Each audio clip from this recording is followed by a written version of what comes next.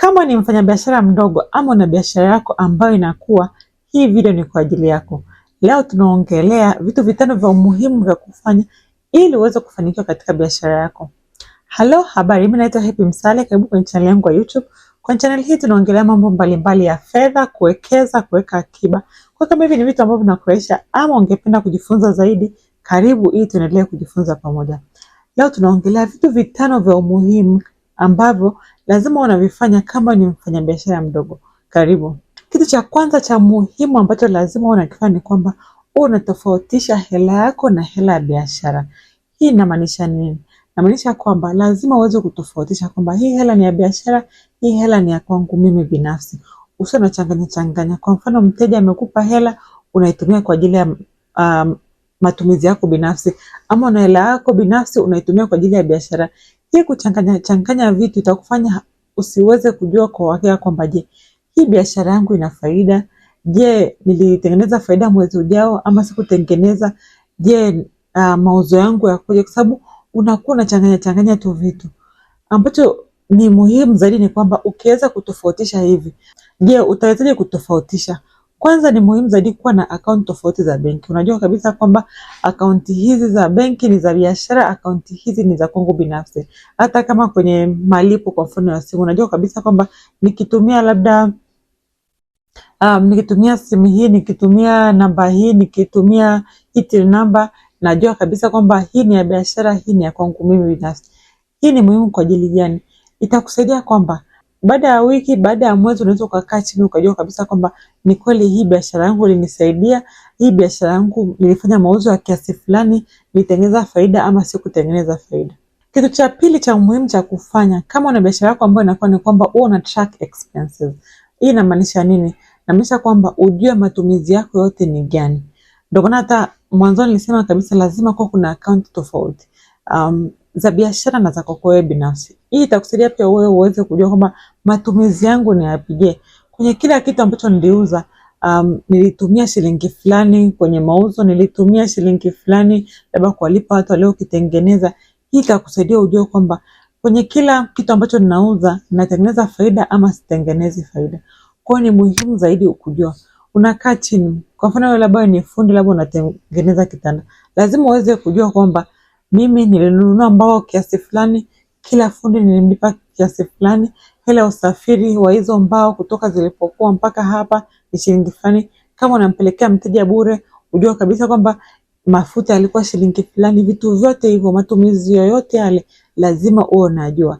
Hii itakusaidia kujua kwamba ukikaa mwisho wa mwezi unaweza kujua kabisa kwamba hichi kitanda kilikuwa 200,000 lakini nilitumia labda 180,000 kukitengeneza, faida ni 20,000. Je, umeridhika na hiyo faida ama hujaridhika? Ili ikusaidie kujua utafanya nini. Inakusaidia kukaa chini na kujua kwamba je, ili nipate faida zaidi, labda niuze kwa bei ya juu zaidi, ama niangalie jinsi gani hii gharama ya kutengeneza itapungua. Kitu cha tatu na cha muhimu zaidi cha kufanya kama una biashara yako ambayo inakuwa ni kwamba wewe unatenga muda angalau mara moja kwa wiki ambao ni wako wa kufikiria. Hii tunaita kwamba big picture. Unajua mara nyingi sana unakuta sisi ni wafanyabiashara, bado na biashara yetu inatuhitaji sana. Kuna vitu vingi ambavyo vinakufanya ukimbie leo huku, kesho TRS tu anakutafuta, kesho lazima ulipe kodi, kesho lazima ufanye hivi. Kwa hiyo unaweza kukuta kwamba mwezi mzima unakaa, unaenda, miezi miwili inaenda, miezi mitatu inaenda, haujapata chini. Wewe kama mwenye hiyo biashara kukaa chini na kujiuliza, je, hivi hii biashara nataka ilipe nini? Je, hii biashara ina faida ama haina faida? Ukae chini na kuwaza kwamba je, hivi nilivyoanzisha hii biashara nilikuwa nina malengo gani? Na ninavyoendelea kwenda hivi, haya malengo yangu nitayafikia ama sitayafikia? Ni muhimu zaidi kukaa chini na kusema, yaani kukaa chini na kuwa na muda wa kutafakari. Ukiweza kukata masaa 2 mpaka 4 kufikiria biashara yako kwa kiukubwa zaidi, kwa kinje zaidi, na kutafakari kwamba nataka nifike hapa nilipo, niko hapa, nifanye nini ili niweze nikafika hapa. Inawezekana labda kwa sababu unakimbia kila siku leo unatakiwa kumwajiri mtu mwingine, haujakaa chini na kutafakari kwamba kweli natakiwa kuajiri mtu mwingine, nitampata wapi huyo mtu mwingine? Ama unakaa chini unaangalia mauzo yako ya huo mwaka, mauzo yako ya huo mwezi imefikia ngapi? ukishakaa chini na kujiuliza, hivi kweli nitafikia ile malengo yangu? Labda nilikuwa nataka nifikie mauzo yangu ya shilingi fulani, hapa nilipo nitafikia kwa huu mwenendo ambao naenda, na kama sitafikia nifanye nini?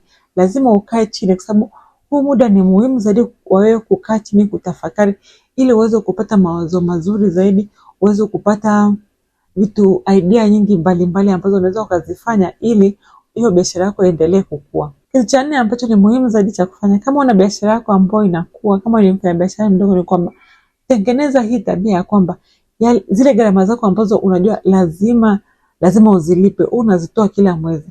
Kwa mfano, unaweza kukuta kwamba kodi unalipa labda mara moja kwa mwaka. Labda maji, umeme ni kila mwezi. Kwa hiyo sio shida sana. Labda kodi unalipa kila miezi mitatu. Lazima ukae chini na kutafakari kwamba je, hivi hii gharama, ukichukua ile gharama yote ambayo unalipa kwa mwaka, uigawanye kwa hiyo miezi 12, unajua kabisa kwamba mimi kodi kwa mwezi ni shilingi fulani. Hata kama huo mwezi sio wa kulipa kodi, unakuwa unaitoa, unaweka pembeni. Watu wengi zaidi unakuta kwamba unakuwa na akaunti nyingine tofauti ya benki ambayo inakuwa inapeleka hizi hela.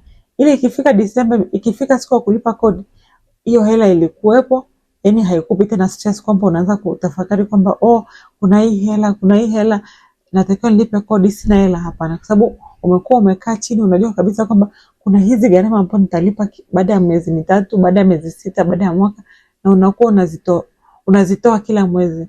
Kwenye kila mwezi ukifanya mauzo yako, wakati unaangalia kwamba gharama zangu za huu mwezi ni nini, pia unatoa ile gharama ambayo unalipia mwisho wa mwaka. Hii itakusaidia sana ili upunguze stress za biashara.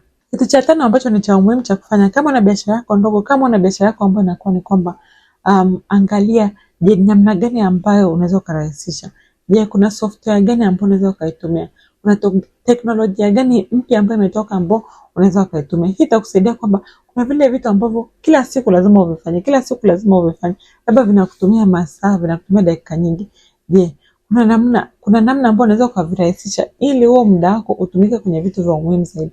Kwa mfano, labda wewe matumizi yako kila siku lazima uyaandike na pini na karatasi. Siku hizi kuna software mbalimbali ambazo unaweza ukazitumia ili hivi vitu vyako viwe rahisi zaidi. Kwa hiyo angalia, tafakari kwamba, ama uliza watu wengine ambao wako kwenye biashara, je, wanatumia software gani? Kuna software mbalimbali mpaka ambazo zinaweza zikakupa ile account yako ya mwisho wa mwaka, kama ni financial statement inaweza kukutengenezea.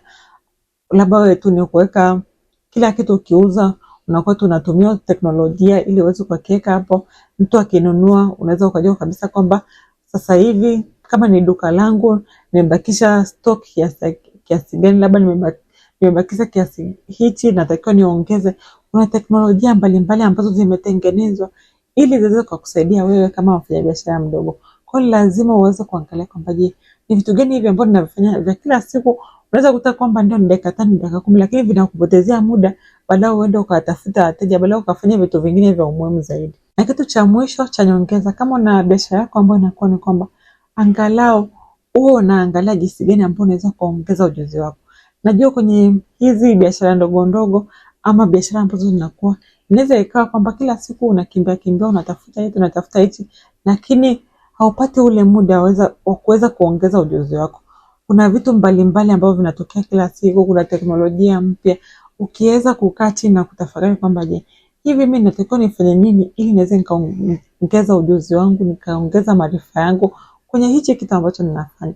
Hata kama tu ni kusoma vitabu vya watu wengine ambao wanafanya biashara kama yako, ama kwenda kwenye workshop, kwenye training za watu ambao wanafanya biashara kama za kuteza, kujiongezea mahali matatu ambapo wewe itakusaidia ili uweze ukasonga mbele, uweze ukaongeza hatua 1 2 mbele kwenye hiyo biashara yako. Kwa hiyo ni lazima sana uweze ukatafakari kwamba je, ni namna gani hii inaweza nikaongeza ujuzi wangu.